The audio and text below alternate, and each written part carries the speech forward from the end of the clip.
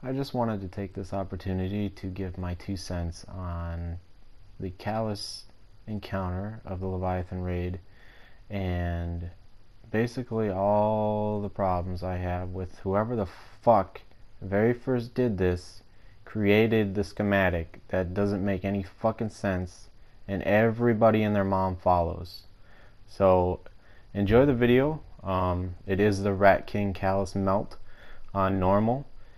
It does take a couple tries because if you know anything about raids, when you try to run with a bunch of randoms and not everyone's on the same page, then it gets to be a little time consuming.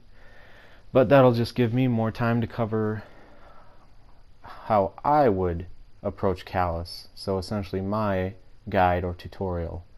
Okay, as you can see, I'm in the right side of the void room right now, and there's two things you need to know about being on the right side. One is that you need to share the middle with the middle void, because if you stay on the right hand side, so if you would have went right there and followed that tile section all the way down, there's a glitch on the right side in the void room where the barrier will continue to hold you, but the pulling is actually lifting you up and pulling you, and it will eventually pull you over the barrier.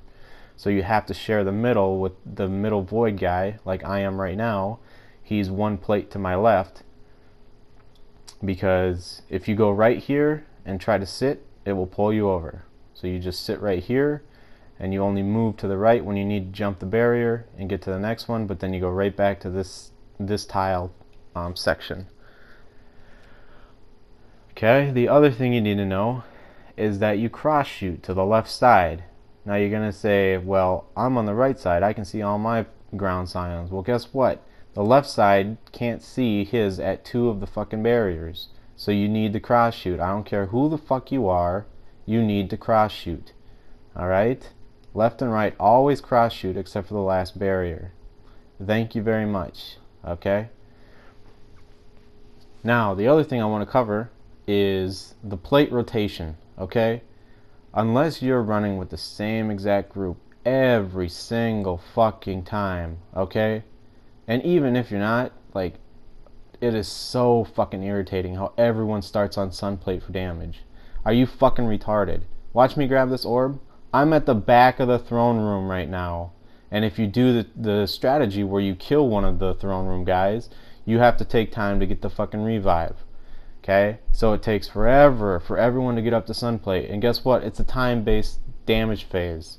All right, so you waste countless seconds trying to get everyone up to sunplate to start it all at the same time, and it's fucking annoying.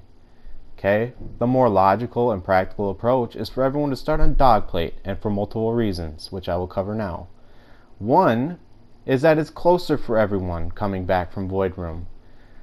2, you eliminate the chance of someone jumping over a plate and accidentally activating it unintentionally.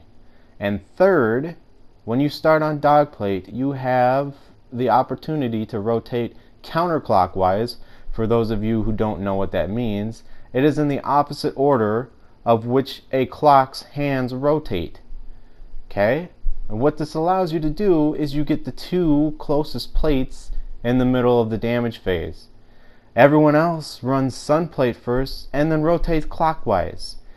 And for whatever unknown reason, I have no fucking idea why, because you then run the risk of running out of time on the last plate that is close to Calus. And that's everyone's argument for starting on sunplate. It's the close plate, dude, you get the most damage. Well, you're a fucking retard, because every plate has a timer, and you have a combined timer for the damage phase. So if you're wasting time trying to avoid Calus's shots, or sitting on the ground, or trying to get the sunplate to start out, guess what? You're not going to have time on the last plate to do any damage to Calus. So it's not going to matter that you end on cut plate and it's close to Calus, because you're a fucking retard and you ran out of time. So you'll have to 2-phase or even 3-phase him. Okay? If you start on dogplate, you guarantee an equal amount of damage on each plate to Calus, and you get the 2 close plates right in the middle, so you're guaranteed to get those plates. I don't understand the logic to whoever ran this raid the first time. So fucking stupid. All the weapons you use are range based anyways. Just drives me up the fucking wall, man. Anyways, also what I want to mention, when Calus is firing at you while you're on the plate and still doing damage to him, you do not get off the plate. You jump. You can avoid every single one of his attacks by jumping. The only exception is Skyfall, because it turns the ground into lava where you were standing, and it does affect the plates. But he only acquires that attack when he's in his last health bar. And if you're doing the amount of damage that needs to be done to him, he won't have enough time to use the Skyfall attack.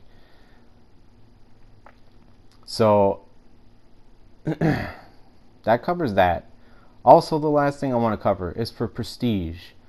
This is another thing where I have no idea who the fuck was the founding father of the strategy, where there's the strat where you call clear once both of the projections are dead.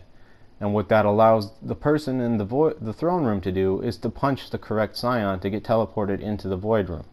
Well, guess what? That doesn't leave you any fucking time between the barrier that you're at and the next barrier where the next scions and projections spawn. And the dude who gets teleported into the void room starts all the way at the back, just like the throne room. So you know what's a better idea? You call clear when you kill the first projection.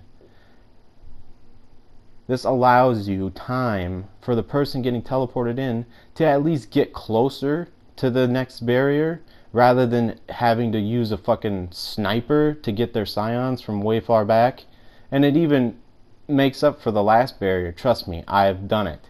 I wouldn't be saying this shit if I didn't have excessive experience in the Leviathan raid, running different strategies, from strats that people just pulled out of their ass to people who were elaborate with every detail, like coordinating when you use supers on the plates, when you use heavies, when you jump down and get ammo from the dogs, when you regenerate your orbs, fucking everything. Alright, I'm telling you this shit because the things I'm telling you don't work and why they don't work, and then I'm telling you why the things I'm mentioning do work with multiple reasons behind them. So as you can see, we did kill Calus. There was a couple idiots who started to use their grenades and rockets and made the argument that, dude, we needed the extra damage, but it is extremely easy to one-phase Calus with the Rat King if your Void team knows what they're doing. Well, even if your Throne team knows what they're doing, because it's all a game of skulls. You need to get the skulls in order to damage Calus.